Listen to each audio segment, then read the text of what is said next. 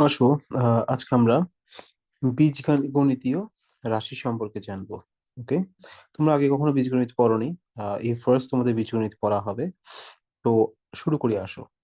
দেখো, বীজগণিতীয় প্রতীক, চলক, সহগ এবং সূচক এগুলো সম্পর্কে প্রথমে আমরা জানবো। প্রথমে আমরা যে দেখো, পাটিগণিতে আমরা কোন প্রতীকগুলো ব্যবহার করতাম, টোটাল 10টা সংকেত আমরা ব্যবহার করতাম। হ্যাঁ, সেগুলো হচ্ছে 1 থেকে 0 পর্যন্ত।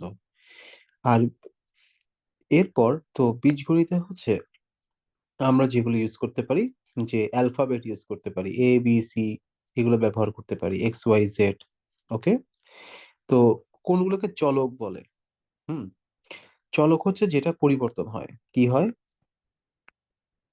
যেটা পরিবর্তন হয়। যেমন, মনে করলাম তোমার কাছে এক্সটা কলম আছে। তো এক্স এর মান কি হতে পারে? 5 হতে পারে, 10 হতে পারে। তাহলে এক্স হচ্ছে একটা চলক যেটা পরিবর্তন হয়। ওকে, তো লক্ষ্য করি এখানে দেখো, বলছে চলক একটি প্রতীক যার মানের পরিবর্তন হয়। চলকের মান নির্দিষ্ট নয়, চলকের বিভিন্ন মান ধারণ করতে পারে। এরপর দেখো, আমরা প্রক্রিয়া চিহ্ন ব্যবহার করি। কিছু কি কি ব্যবহার করি? প্লাস, মাইনাস, ইনটু, ডিভিশন, যোগ বিয়োগ, গুণ ভাগ, এগুলো আমরা ব্যবহার করি। ওকে, এরপর আহ কি আছে এখানে? আচ্ছা, একটু দাঁড়াও।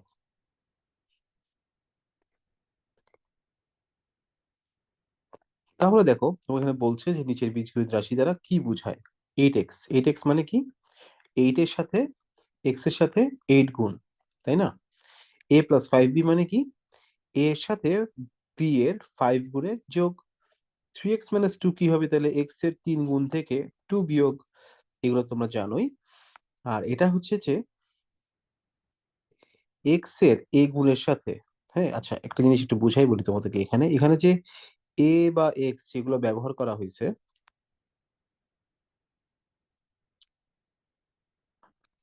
এখানে এ বা এক্স যেগুলো ব্যবহার করা হয়েছে, এ মানে কি? এখানে এখানে যে এ ব্যবহার করা হয়েছে অথবা বি ব্যবহার করা হয়েছে, দেখো, তো এগুলোকে বলা হয় কি? অজানা ধ্রুবক। কি বলা হয়? অজানা ধ্রুবক বা আননোন কনস্ট্যান্ট। ইংলিশে যদি তুমি বলো তাহলে কি বলবা? Unknown constant.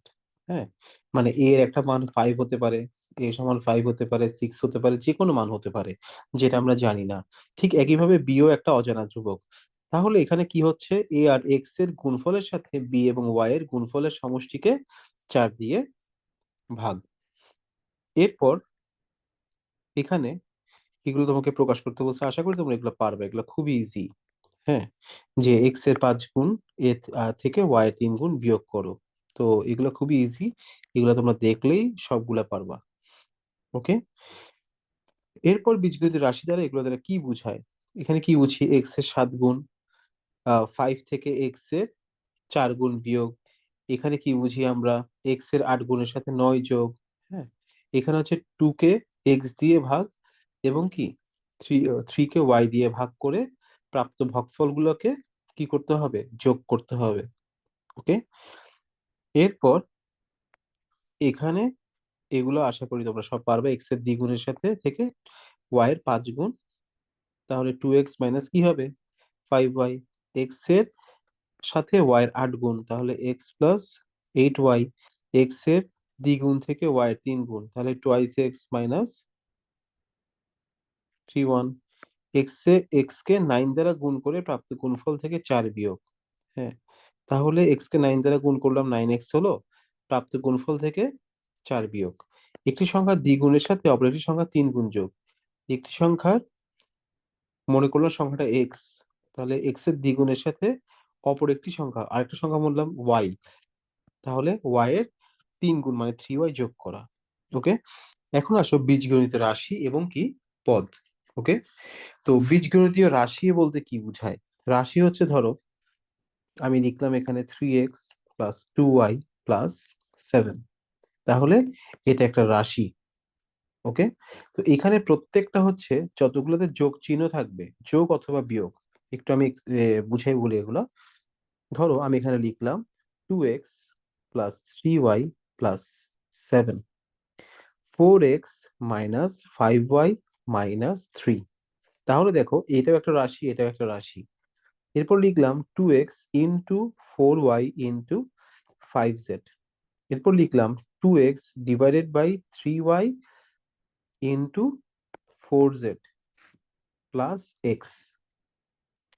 তাহলে দেখো কয়টা লিখলাম এখানে, টোটাল চারটা রাশি লিখছি, একটা দুইটা তিনটা চারটা। এখানে চারটা রাশি আছে। প্রথম রাশিটাই খেয়াল করো, আমরা প্রথম রাশিটাই খেয়াল করি। প্রথম রাশিতে এখানে কয়টা প্লাস সাইন ব্যবহার করা হয়েছে, কয়টা যোগ চিহ্ন আছে, দেখো একটা দুইটা, দুইটা যোগ চিহ্ন আছে, হ্যাঁ। তাহলে এই এখানে যদি যদি দুইটা পদের মাঝখানে যদি যোগ যোগ চিহ্ন থাকে, দুইটা পদের মাঝখানে যদি কি থাকে, যোগ চিহ্ন থাকে, তাহলে এগুলোকে আমরা পদ হিসেবে বিবেচনা করবো। তাহলে এখানে টোটাল কয়টা পদ, একটা পদ, দুইটা পদ, তিনটা পদ। ওকে। এখানে দেখো যোগ অথবা বিয়োগ চিহ্ন থাকলে, তাহলে এখানে আবার বিয়োগ চিহ্ন আছে, তাহলে বিয়োগ চিহ্ন থাকলে এখানে কয়টা পদ, একটা দুইটা তিনটা। কিন্তু এখানে কিন্তু পদ হচ্ছে যে 3 নাম্বারটাতে পদ হচ্ছে কয়টা, ও একটা মাত্র পদ। কারণ কি, এখানে কোনো যোগ বা বিয়োগ চিহ্ন নাই, এখানে সবগুলোর মাঝখানে কি চিহ্ন, গুণ চিহ্ন, সেজন্য এখানে কয়টা পদ হবে, মাত্র একটা পদ আছে। এখানে কয়টা পদ হবে জানো, এখানে হবে, দেখো এখানে ভাগ আর গুণ চিহ্ন আছে, তাহলে এটা একটা পদ, হ্যাঁ। আর একটা পদ কোনটা হবে, এক্স হবে। ওকে। তাহলে আমরা কি জানলাম, এখানে পদ সংখ্যা কয়টা, তিনটা। এখানে কয়টা, তিনটা পদ সংখ্যা, এখানে একটা পদ, এখানে দুইটা পদ। ওকে।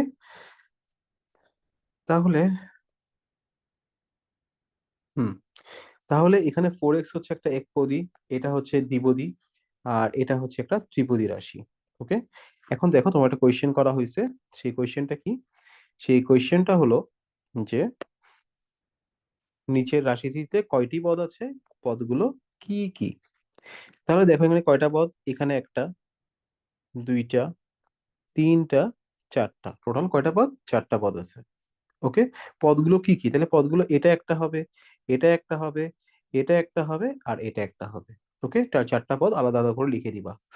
এবার আসে সহগ। সহগ মানে হচ্ছে সাথী। সহগ মানে কি, সাথী, যে কোনো একটা চলকের সাথে থাকে, কার সাথী, চলকের সাথী। চলকের সাথীকে কি বলা হয়, সহগ বলা হয়। তাহলে এখানে হচ্ছে 3x এর সাথে, এই এক্স হচ্ছে একটা চলক, চলকের সাথে সাথীকে 3। ওকে। ওয়াই এর সাথে কে আছে, 5 আছে, তাহলে কে সাথী কে, 5। 8xy, 8xy একটা কথা আছে, 8xy যদি এক্স যদি কি হয়, চলক বিবেচনা করি, এক্স যদি শুধু চলক বিবেচনা করি, তাহলে এখানে সহগ হচ্ছে 8y। এখানে সহগ কি হবে, 8y। আর যদি এখানে আমি যদি y কে চলক বিবেচনা করি, তাহলে সহগ কি হবে, 8x। আর যদি দুইটাই চলক হয়, এক্স ওয়াই দুইটাই চলক হয়, তাহলে সহগ কি হবে, 8 হবে। ওকে। এরপর 389, আচ্ছা এখানে এক্স আর ওয়াই দুইটাকেই চলক বিবেচনা করছে, তাহলে 8 হচ্ছে শুধুমাত্র সহগ। এরপর একপদী রাশির সাথে কোনো সংখ্যা গুণক হিসেবে যুক্ত না থাকে, তখন ওই রাশির সহগ কি হয়, 1 হয়। যেমন ধরো আমি এখানে লিখলাম শুধু এ, তার মানে এটার সাথে সহগ হিসেবে কি আছে, একটা 1 আছে। পাওয়ার হিসেবেও কি আছে, একটা 1 আছে। সব সময় মনে রাখবা যে এক্স এর সাথে কিছু নাই মানে কি, এটার পাওয়ার হিসেবে একটা 1 আছে এবং সহগ হিসেবে কত আছে, 1 আছে। ওকে। সেই জন্য এক্স প্লাস এক্স কি হয়ে যায়, 2x হয়ে যায়। এরপর যখন কোনো চলকের সাথে কোনো অক্ষর প্রতীক গুণক হিসেবে যুক্ত থাকে, তখন ওই গুণককে রাশিটির আক্ষরিক সহগ বলা হয়। যেমন এখানে আমি এ এক্স, এ হচ্ছে একটা আক্ষরিক সহগ, আর এক্সটাকে আমরা চলক বিবেচনা করলাম। ওকে। তারপর হচ্ছে সহগ নির্ণয়। তাহলে এক্স এর সহগ কি 8, এখানে হচ্ছে 7, এখানে হচ্ছে যে এটা একটা সহগ, এখানে এ হবে, এখানে কি হবে, -1 হবে। ওকে। এবার আসো এক্স এর আক্ষরিক সহগ নির্ণয়। হ্যাঁ, তাহলে এক্স এর আক্ষরিক সহগ এখানে বি হবে, এখানে পি কিউ হবে, এখানে হবে শুধুমাত্র এম, সি কিন্তু সহগ না। সি কে বলা হয় ধ্রুবক, এটা মাথায় রাখবা। ধ্রুবক মানে কি, ধ্রুবক মানে হচ্ছে যে যার কোনো যার কোনো পরিবর্তন হয় না। ধ্রুবক মানে কি, যার কোনো কি হবে না, পরিবর্তন হবে না। ওকে। তাহলে এখানে সি হচ্ছে, সি এর সাথে আমরা ধ্রুবক কিভাবে চিনবো, কোনো চলক থাকবে না। ধ্রুবক কিভাবে চিনবো, কোনো চলক থাকবে না, তাহলে সি হচ্ছে এখানে একটা ধ্রুবক। তাহলে এখানে সবগুলো দেখো, আশা করি তোমরা এখন পারবা। এখন দেখো উদাহরণ 5, একটি কলের দাম এক্স, একটি খাতার দাম ওয়াই, একটি ঘড়ির দাম জেড টাকা হলে নিচের প্রতীকগুলো দ্বারা কি বোঝায়? তাহলে 5x 7y, হ্যাঁ তাহলে এক্স কি হবে? একটা কলমের দাম এক্স, তার মানে কি 5টি কলমের দাম বোঝায়। এগুলো একদম সহজ পানি ভাত, এগুলো আশা করি তোমাদের কোনোটাই সমস্যা হবে না। আসো উদাহরণ 6 নাম্বারটা দেখি একটু। গরুর দাম এক্স টাকা, খাসির দাম ওয়াই টাকা। তাহলে গরুর চারটি, চারটি গরু, 6টি খাসির মোট দাম কত হবে? 7টি গরু, তাহলে 4টা গরুর দাম হবে 4x, আর এইদিকে 6টা খাসি 6y। তো এগুলো আশা করি পারা যাবে। উদাহরণ 7 দেখি আসো। প্লাবনের 6টি কলম এবং 3টি খাতা শ্রাবণের 4টি কলম 5টি খাতা ক্রয় করে, কলমের মূল্য এক্স এবং খাতার মূল্য ওয়াই। তাহলে প্লাবনের মোট খরচ থেকে বীজগণিত রাশির মাধ্যমে প্রকাশ করো। তাহলে প্রকাশ করি আসো। একটি কলমের দাম এক্স, তাহলে 6টা কলমের দাম কি হবে 6x, একটি খাতার দাম ওয়াই, 3টি খাতার দাম 3y। তাহলে যোগ করে দিবা 6x প্লাস 3y, হয়ে গেল শেষ। খ নাম্বারটা দেখো, দুইজনের মোট খরচের পরিমাণ কি করো নির্ণয় করো। তাহলে একটা কলমের দাম ছিল কি এক্স, তাহলে 4টা কলমের দাম 4x, একটি খাতার দাম ওয়াই, 5টি খাতার দাম 5y। তাহলে মোট খরচ হবে কত 4x প্লাস 5y। তাহলে এখন দুইজনের মোট খরচ, দুইটাকে যোগ করে দিবা, আনসার বের হয়ে আসবে। এবার বলতেছে এক্স যদি 15 হয়, ওয়াই যদি 25 হয়, প্লাবন এবং শ্রাবণের খরচের অনুপাত নির্ণয় করো। তাহলে অনুপাত হচ্ছে যে কি, মানে কম্পেয়ার করতে বলতেছে, তুলনা করতে বলতেছে। তাহলে প্লাবনেরটা বের করবা, শ্রাবণেরটা বের করবো। অনুপাত করতে গেলে যে একটা ইস টু একটা সাইন, এই ইস টু একটা সাইন কি করতে হবে এখানে ব্যবহার করতে হবে। তাহলে তুমি কত পেলা 165, আর হচ্ছে 185 পেলা। এখন কি করতে হবে, এগুলোকে ছোট করতে হবে। কিভাবে ছোট করবা? দেখো এই দুইটাকে, এই দুইটার গসাগু কত? 165, 165 আর হচ্ছে 185, এই দুটোর গসাগু বের করো। এই দুটোর গসাগু হচ্ছে কত? ফার্স্টে 1 দিয়ে ডিভাইড করবা, ভাগ করবা, 165 হবে। তারপর কত আসলো? 20 আসবে। তারপরে 165 লিখবা। লিখার পরে হচ্ছে যে কত দিয়ে ভাগ করা যায়? 8 দিয়ে। তাহলে কত হবে 160। তাহলে কত আসলো 5। এবার 5 কে 20 দিয়ে ডিভাইড করো, তাহলে কত হবে 20। তাহলে কত হচ্ছে, এখানে দেখো 5, গসাগু হচ্ছে কত 5।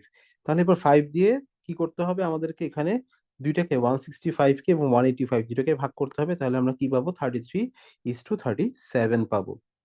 এখন এখানে দেখো কাজ দিছে কিছু, সহগ নির্ণয় করো, আশা করি এখন সব পারবা। এটা 5, এখানে কি হবে, এখানেও 5 হবে, এখানে 1 হবে, এখানে মাইনাস হাফ হবে। এগুলা সবগুলা 3টি খাতা 5টি রবারের দাম, এগুলো কোনো ব্যাপারই না তোমাদের জন্য এখন। আশা করি সবগুলা ম্যাথই পারবা। সাংখ্যিক সহগ বিশিষ্ট কয়েকটি বীজগণিত রাশি লেখো। সাংখ্যিক সহগ, সাংখ্যিক সহগ গুলো কি হবে 2x 3y, এগুলো হবে। ওকে। তাহলে আমাদের মোটামুটি উদাহরণ সবগুলো শেষ। উদাহরণ আশা করি কোনো সমস্যা হবে না। এখানে মোটামুটি বেসিক তোমাদের মোটামুটি ক্লিয়ার, প্রবলেম হবে না ইনশাল্লাহ। আমরা নেক্সট ক্লাসে আমরা অনুশীলনীর ম্যাথ গুলো নিয়ে আলোচনা করব।